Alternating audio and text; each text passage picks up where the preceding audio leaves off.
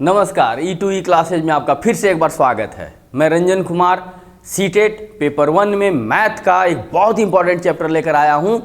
LCM और HCF, लघुत्तम समापवर्त्य और महत्तम समापवर्तक। हर बार देखा गया है कि इस चैप्टर से 2 से 3 प्रश्न पूछे ही जाते हैं, तो हम लोग इसको डिस्कस करेंगे। कुछ प्रश्न भी करेंगे प्रीवियस ईयर के हैं या फिर कुछ महत्वपूर्ण प्रश्न भी साथ में करेंगे। और अधिक प्रश्नों के लिए कृपया आपसे अनुरोध है कि आप लोग जो है गूगल फॉर्म के जरिए, जो हमारे डिस्क्रिप्शन बॉक्स में अवेलेबल है, उसके जरिए आप रजिस्टर्ड हों, ताकि आपको जो है और भी अधिक महत्वपूर्ण प्रश्न जो है आप तक हम पहुंचा सके सॉल्यूशन के साथ। तो जैसे ही आप रजिस्टर्ड हो जाएंगे, आपके रिक्वेस्ट पर जो है वो ईमेल के जरिए या व्हाट्सएप के जरिए सॉल्यूशन के साथ वो आपको भेजा जाएगा। तो आइए हम लोग आज जो है एलसीएम और एचसीएफ को डिस्कस करते हैं।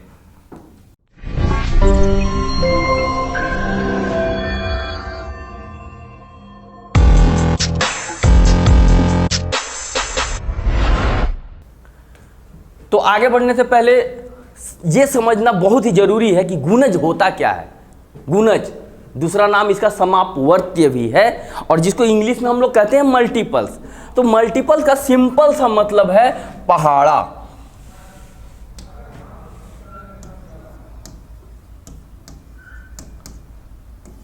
तो पहाड़ा कहने का मतलब क्या है कि अगर किसी संख्या का आपको मल्टीपल बोला जाए तो उस संख्या का जो है आप टेबल पढ़ना शुरू कर दो। फॉर एग्जांपल, अगर हमें बोला जाए कि 4 के गुणज मल्टीपल्स कौन कौन से होंगे, तो 4 का टेबल आप पढ़ना शुरू कर दो। तो 4 1 जा 4, दूसरा 4 2 जा 8, तीसरा 4 3 जा 12। इसी तरह जो है हम लोग अगर जितनी बार जो है 4 को किसी नंबर से मल्टीप्लाई करेंगे तो उसका जो है मल्टीपल मिलता जाएगा।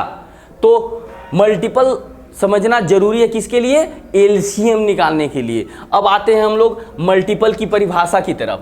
तो मल्टीपल की परिभाषा क्या है? जब एक संख्या को दूसरी संख्या से गुना किया जाए तो प्राप्त संख्या जो है दोनों संख्याओं का गुणज कहलाती है। ठीक है। फॉर एग्जाम्पल आप एक संख्या ले लो 27। अब 27 को हम लोग कैसे लिख सकते हैं? 3 गुने 9। तो 3 गुने 9 कहने का अर्थ क्या हुआ कि 3 का एक गुणज 27 भी है और 9 का एक गुणज 27 भी है। तो हम कह सकते हैं कि 3 एवं 9 दोनों का एक गुणज क्या? 27 भी है। अब गुणज की कुछ विशेषताएं हैं, उसको आप ध्यान पूर्वक देखिए। प्रत्येक संख्या स्वयं की गुणज है। अगर कहा जाए कि 27, तो 27 जो है खुद का अपना एक गुणज है। 27 गुने 1 27। तो 27 जो है खुद अपना भी एक गुणज है। दूसरी विशेषता क्या है कि प्रत्येक संख्या एक की भी गुणज है।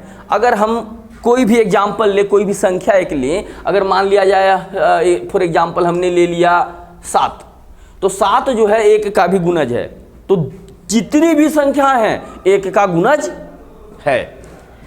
तीसरा जो विशेषता है गुणज का, वो क्या है कि 0 प्रत्येक संख्या का गुणज है। 0 प्रत्येक संख्या का गुणज है। अगर किसी संख्या को 0 से गुना करो तो आपको क्या मिलेगा? 0। तो 0 जो है हर संख्या का क्या है? गुणज है। अगली विशेषता क्या है कि किसी भी संख्या के गुणज उसके पहाड़े में होते हैं। जैसे कि मैंने पहले बताया था, 4 के गुणज कौन कौन से हैं? 4 8 12 16 20 24। 4 का पहाड़ा पढ़ते जाओ और 4 का गुणज आपको क्या मिलता जाएगा। 5वीं विशेषता क्या है कि किसी भी संख्या के अनगिनत गुणज हो सकते हैं। अनगिनत कहने का मतलब आप अगर 4 के गुणज को ध्यान से देखो तो पहाड़ा कहने का ये मतलब नहीं है कि 4 गुने 10 40 पहाड़ा खत्म। 4 को जो है आप 4 लाख से मल्टीप्लाई करो वो भी एक गुणज मिलेगा। 4 को आप 5 करोड़ से मल्टीप्लाई करो वो भी एक गुणज मिलेगा। तो किसी भी संख्या के गुणज जो है वो अनगिनत होते हैं।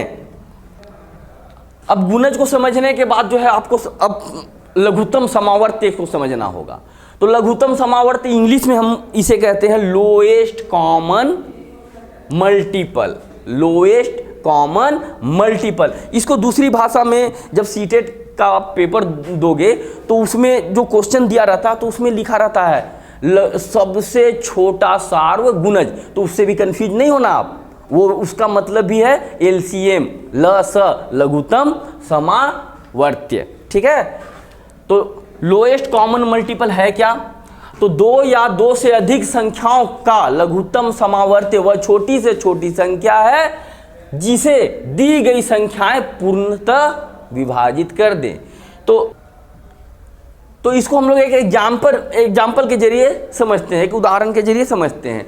अगर मान लिया जाए, हमें कहा जाए कि 4 और 5 का क्या करना है, एलसीएम निकालना है, तो 4 और 5 का जो एलसीएम निकलेगा वह क्या होगा, तो 4 और 5 का हम गुणज लिखेंगे, जो सबसे छोटी संख्या जो कॉमन है दोनों में, वही एलसीएम होगा किसका, 4 और 5 का। तो एलसीएम निकालने की विधियां हैं, 3 विधियां जो है आपके सामने दी गई हैं। पहली विधि गुणज विधि, मल्टीपल्स मेथड। तो हम लोग इसमें करते क्या है कि अगर 4 और 5 का एलसीएम निकालने के लिए कहा जाए तो हम लोग 4 और 5 का क्या करते हैं, गुणज लिखते हैं, 4 और 5 का। तो 4 का गुणज 4, 8, 12, 16, 20, 24, इसी तरह आगे बढ़ते जाएंगे। अब हम लोग क्या करेंगे, 5 का गुणज लिखेंगे, तो 5, 10, 15, 20, 25, अनगिनत गुणज होते हैं। तो अब हम लोग देखते क्या है कि इन दोनों में जो कॉमन है, जो उभयनिष्ठ है, जो दोनों में पहली संख्या जो उभयनिष्ठ होगी वही क्या है, दोनों का एलसीएम। दूसरी विधि है अभाज्य गुणनखंड विधि। तो इसमें हम लोग करते क्या है कि दोनों ही संख्याओं का अभाज्य गुणनखंड करते हैं, ठीक है। दोनों ही संख्याओं का अभाज्य गुणनखंड करने के बाद जो है उनका घात देखते हैं, जो कॉमन होता है, जो सबसे छोटा घात होता है उसको हम लोग लिखते हैं, फिर बाकी बची हुई संख्याओं को उसके साथ में गुना कर देते हैं। अब इसको एक उदाहरण के जरिए समझिए। अगर हमें कहा जाए कि 12 और 18 का एलसीएम निकालना है, तो 12 का गुणनखंड क्या होगा, जब भी गुणनखंड करना है, अभाज्य गुणनखंड करना है, इस चीज को हमेशा याद रखिएगा। तो 12 का गुणनखंड क्या हो जाएगा, 2 गुने 2 4 और 4 तिहाई 12। इसी प्रकार 18 का गुणनखंड, तो 2 गुने 3 6 और 6 तिहाई 18। अब देखना क्या है, एलसीएम निकालने के लिए, लसर निकालने के लिए करते क्या है हम लोग, जो संख्या कॉमन है उसको लिखते हैं। आपके पास कॉमन क्या मिल रहा है, 2 गुने 3। अब जो बची हुई संख्या है 2 और 3, ये तो कॉमन नहीं हुआ, अब दोनों को साथ में गुना कर देते हैं। जो संख्या प्राप्त होगी वही 12 और 18 का क्या होगा, एलसीएम। तो 3 दूनी 6, 3 दूनी 6, 36। तो 36 जो है 12 और 18 का क्या मिला, एलसीएम। इसी प्रकार तीसरी विधि है भाग विधि। तो भाग विधि में हम लोग क्या करते क्या है कि 2 या 2 से अधिक संख्याएं जब दी जाती है तो उन्हें एक अभाज्य संख्या से भाग देते जाते हैं हम लोग, ठीक है। इस प्रकार भाग देते हैं कि शेषफल जो है हमेशा क्या 1 1 1 ना आ जाए। तो अगर 12 और 18 को ही उदाहरण के तौर पर लिया जाए तो इसका एलसीएम कैसे निकालेंगे हम लोग, चलिए 2 से भाग दीजिए, 6 बार और ये 9 बार। अब तो ये 2 से नहीं कटेगा, किससे कटेगा, 3 से। तो 3 दूनी 6, 3 तिहाई 9। देखिए यहाँ पर होता क्या है कि अगर दोनों ही अभाज्य संख्या आ जाए तो यहीं पर आप छोड़ सकते हैं, लेकिन नियम कहता है कि हमेशा क्या है, शेषफल 1 आना चाहिए। तो 2 से भाग दिया 1 बार, 3 नहीं लगा, फिर क्या करना है, 3 से भाग दो, तो 1 1। अब यहाँ 1 1 आ जाए तो वहाँ पर क्या करो आप, ये जो भाग है रहने दो, आप यहाँ रुक जाओ।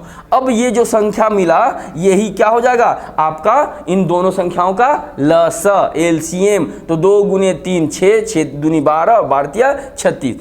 देखिए हर एक विधि में आपको 36 ही मिलेगा, 12 और 18 का एलसीएम।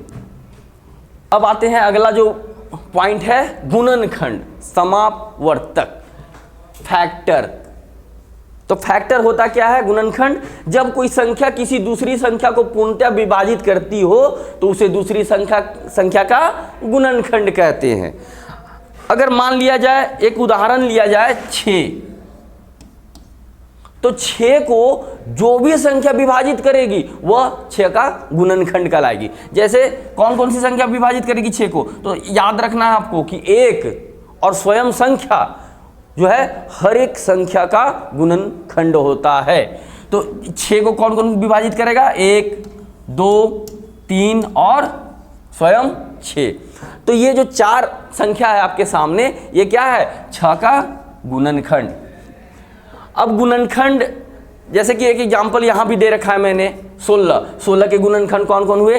तो 1, 2, 4, 8 और 16। तो ये जो पांचों संख्या है ये किसका? 6 का गुणनखंड है। अब गुणनखंड की भी कुछ विशेषताएं हैं, उसको भी आपको ध्यान में रखना है। पहली विशेषता क्या है कि किसी भी संख्या का सबसे छोटा गुणनखंड 1 होता है। क्यों? क्योंकि 1 जो है किसी भी संख्या को विभाजित कर सकती है। दूसरी विशेषता क्या है कि 1 सभी संख्याओं का गुणनखंड है। एक सबसे छोटी संख्या है जो गुणनखंड है, और एक क्या है? सभी संख्याओं का भी गुणनखंड है। तीसरी विशेषता क्या है? किसी संख्या का सबसे बड़ा गुणनखंड वह संख्या स्वयं है। फॉर एग्जाम्पल 6 मैंने लिया था, 6 का सबसे बड़ा गुणनखंड कौन? 6 है। इसी प्रकार यहां आप इस उदाहरण में देखो, 16 का सबसे बड़ा गुणनखंड स्वयं 16 ही है। चौथी विशेषता क्या है कि किसी भी संख्या के गुणनखंड उस संख्या के बराबर या छोटे होते हैं, कभी भी उससे बड़ी नहीं हो सकती है। दोनों ही उदाहरण आपके सामने है। पांचवी विशेषता क्या है? प्रत्येक संख्या स्वयं का एक गुणनखंड होती है। तो इस विशेषता को भी आप हमेशा याद रखो, ध्यान में रखो, आगे आपको इससे बहुत मदद मिलने जा रहा है। अब आते हैं हम लोग महत्तम समापवर्तक, हाईएस्ट कॉमन फैक्टर, HCF। और आपके पेपर में कभी कभी इसका जो दूसरा नाम दिया जाता है वो दिया जाता है कि सबसे बड़ा सार्वगुणनखंड। सबसे बड़ा, सार्व मतलब होता है कॉमन और गुणनखंड मतलब फैक्टर, तो हाईएस्ट कॉमन फैक्टर। तो इसको परिभाषित किस प्रकार से किया गया है? 2 या 2 से अधिक संख्याओं का महत्तम समापवर्तक वह बड़ी से बड़ी संख्या है जो दी गई प्रत्येक संख्या से पूरी तरह विभाजित हो जाती है। महत्तम समापवर्तक निकालने की विधियां, इसमें भी 3 विधियां हैं। गुणनखंड विधि, दूसरी अभाज्य गुणनखंड के घातों की गणना करके भी हम लोग क्या करते हैं? महत्तम समापवर्तक निकालते हैं, और तीसरी विधि है भाग विधि। तो पहली विधि को आप एक उदाहरण के जरिए समझो आप। जैसे कि मैंने कहा 12 और माना कि 16, 2 संख्या मैंने ले लिया है। अब इसका क्या करना है आपको? महत्तम समापवर्तक मतलब कि हाईएस्ट कॉमन फैक्टर निकालना है। तो हाईएस्ट कॉमन फैक्टर निकालने के लिए क्या करना है कि 12 का गुणनखंड लिखना है। तो 12 जो है किस किस संख्या से विभाजित होती है? 1 से 2, 3, 4, 6 और 12। इसी प्रकार आप देखोगे कि 16 जो है किस किस संख्या से विभाजित होगी? तो 1, 2, 4, 8 और स्वयं 16। अब इसमें जो सबसे बड़ी संख्या उभयनिष्ठ है, जो कॉमन है, यही इन दोनों का क्या होगा? HCF।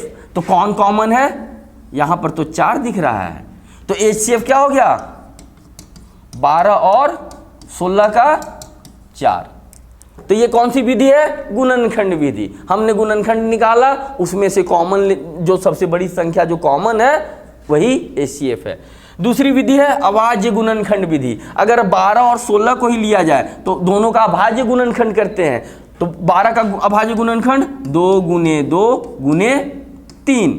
इसी प्रकार 16 का अभाज्य गुणनखंड 2 गुने 2 गुने 2 गुने 2। अब इसमें करना क्या है कि इसमें जो सबसे अधिक घात होगा उभयनिष्ठ वही HCF होगा। तो यहां पर दिख रहा है क्या? 2 का पावर 2, ठीक है, और यहां पर क्या है? यहां पर भी 2 का पावर 2। तो दोनों में कॉमन कौन है? 2 गुने 2 यानी कि 2 का पावर 2। तो यहां HCF कितना हो जाएगा? 12 और 16 का 2 दूनी 4। जो उभयनिष्ठ हो उसी को लेना है। LCM में हमने क्या किया था? जो उभयनिष्ठ था उसको लिया था, और जो बची हुई संख्या थी उसको भी हमने क्या किया था? साथ में गुना किया था। भाग विधि में करना क्या है कि छोटी संख्या से बड़ी संख्या को विभाजित करते जाना है। जैसे 12 से आप क्या करो? 16 को विभाजित करो, तो 12 एकम 12, शेषफल 4। अब होता क्या है कि ये शेषफल जो है अब भाजक बन जाएगा, और जो पहले भाजक था 12 ये क्या बन जाएगा? भाज्य। 4 तिहाई 12। जब भी शेषफल 0 आ जाए तो जो भाजक है वही HCF होता है। तो हमने देखा कि तीनों विधियों से 12 और 16 का HCF कितना आया, 4 आया। अब आते हैं गुणनखंडों की कुल संख्या हम लोग कैसे निकालते हैं। यदि आपको कोई संख्या दी जाए और कहा जाए कि इसके कुल कितने गुणनखंड होंगे, तो उसको निकालना बहुत ही आसान है। और इस प्रकार के सवाल हमेशा सीटेट में आते हैं, गुणनखंडों की संख्या से संबंधित या गुणनखंडों के योगफल से संबंधित। तो उसको आप बहुत ही आसानी से कर सकते हो, बस जो है फॉर्मूला जो मैंने दे रखा है उसको आप याद कर लो। तो गुणनखंडों की कुल संख्या निकालने के लिए करना क्या है आपको कि दी गई संख्या का अभाज्य गुणनखंड करते हैं पहले, उसके बाद प्रत्येक अभाज्य गुणनखंड के घात में 1 जोड़कर उनको गुना कर देते हैं। एग्जाम्पल के तौर पे यदि कहा जाए आपको कि 18 के कुल कितने गुणनखंड होंगे, तो हम करते क्या है कि 18 का अभाज्य गुणनखंड करते हैं। तो अभाज्य गुणनखंड करने पर हमें प्राप्त होगा 2 गुने 3 का पावर 2, 9 दूनी 18। यहाँ है क्या कि 2 का घात कितना है 1 और 3 का घात कितना है 2। तो करना क्या है, घात में 1 जोड़ना है, तो 1 था इसमें 1 जोड़ना है, और गुना किससे करना है 3 के घात में 1 जोड़कर, यानी कि 2 जोड़ 1, 2 गुने 3 6। कहने का क्या अर्थ हुआ कि 18 के कुल कितने गुणनखंड हैं 6। आप चेक कर सकते हो 1 2 3 6 9 और स्वयं 18। तो फॉर्मूला कहता क्या है कि आप किसी भी संख्या का पहले अभाज्य गुणनखंड करो, और अभाज्य गुणनखंड करने के बाद जो भी घात है उसमें करना क्या है 1 जोड़ देना है, सभी घातों में 1 जोड़कर गुना कर देना है। तो आपको क्या मिल जाएगा, गुणनखंडों की संख्या। इसके बाद अगला जो टॉपिक है गुणनखंडों का योगफल। जैसे कि आपको अगर संख्या दी जाए 18, तो 18 के जितने भी गुणनखंड हैं उनका योगफल निकालने को बोला जाएगा। तो उसको भी हम लोग क्या करते हैं कि एक फार्मूला के जरिए निकाल लेते हैं, और इससे भी बहुत बार जो है सीटेट में सवाल पूछे गए हैं।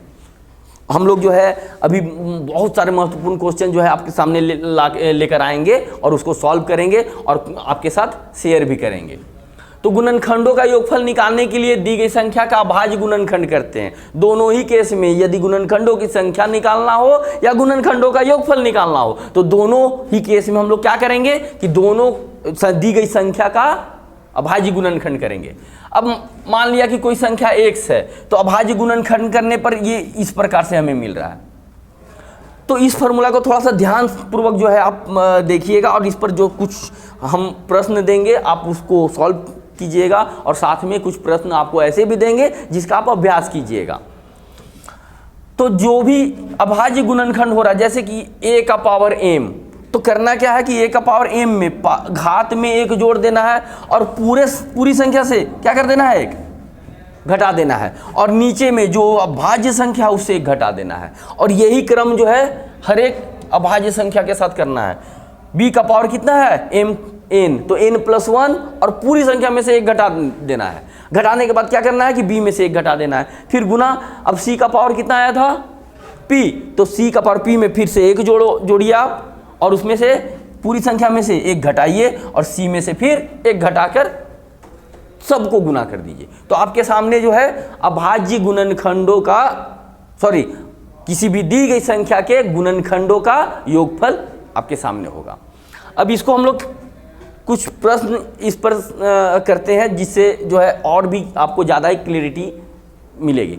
ठीक है, पहला प्रश्न आपके सामने है कि 42 के गुणनखंडों की संख्या है। ऑप्शन 7, 8, 9 या 6।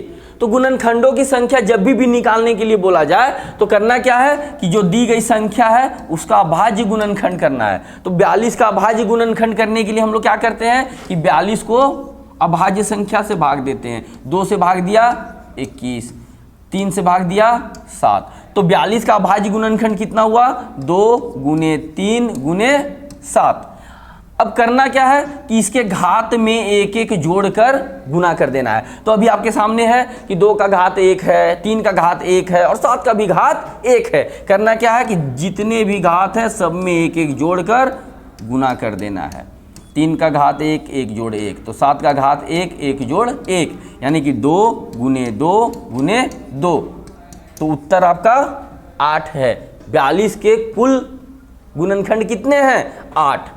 तो ऑप्शन बी जो है आपका सही उत्तर है। अगला प्रश्न, 96 के सभी धनात्मक गुणनखंडों का योगफल क्या है? ऑप्शन आपके सामने है।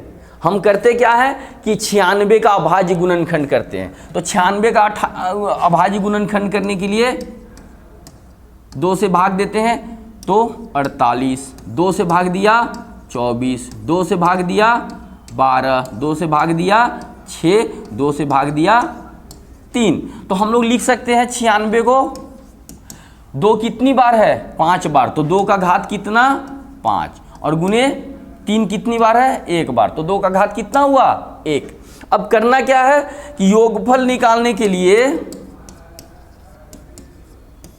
जो फॉर्मूला मैंने दे रखा था उसमें करना क्या है कि 2 का घात कितना? 5, तो 5 में क्या करना है? 1 जोड़ देना है और पूरी संख्या में से 1 घटा देना है, और नीचे क्या करना है कि जो अभाज्य संख्या है उसमें से 1 माइनस कर देना है। फिर गुना किससे करना है? तो 3 का घात कितना है? 1, तो 3 के घात 1 में फिर से आप 1 जोड़ो और पूरी संख्या में से 1 घटाओ, और भाग किससे देना है? 3 में से 1 को घटाने पर जो संख्या मिलेगी।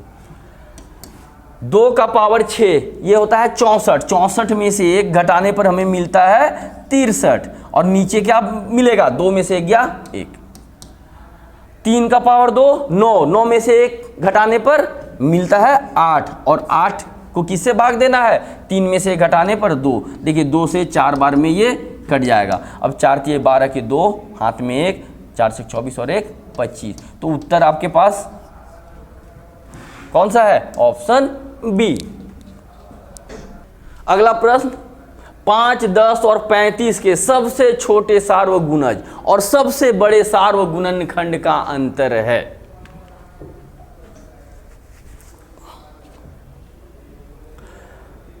तो पहले करते क्या है हम लोग कि 5, 10 और 35 का सबसे छोटा सार्वगुणज, सबसे छोटा सार्वगुणज कहने का क्या अर्थ हुआ? LCM। और सबसे बड़े सार्वगुणनखंड कहने का अर्थ HCF। तो दोनों बारी बारी से हम लोग निकालते हैं। किसका? 5, 10 और 35 का। तो अगर आप LCM निकालो 5, 10 और 35 का, तो आप इसको जो है तीनों विधि में से जो आपको सूटेबल लगे, जिसमें आपको आसानी हो, उस विधि से आप इसका लसन निकाल सकते हो, LCM निकाल सकते हो। तो होता क्या है कि जो बड़ी संख्या है, हम देखते हैं कि 5 से तो 5 का ये गुणज है लेकिन 10 का गुणज नहीं है, तो अब बड़ी संख्या का गुणज देखिए आप। तो बड़ी संख्या का ये जो 35 है, इसका अगला गुणज कौन सा है? 70। अब देखिए 70 जो है 5 से भी विभाज्य है और 10 से भी, तो इसका लसा क्या हो जाएगा? 70।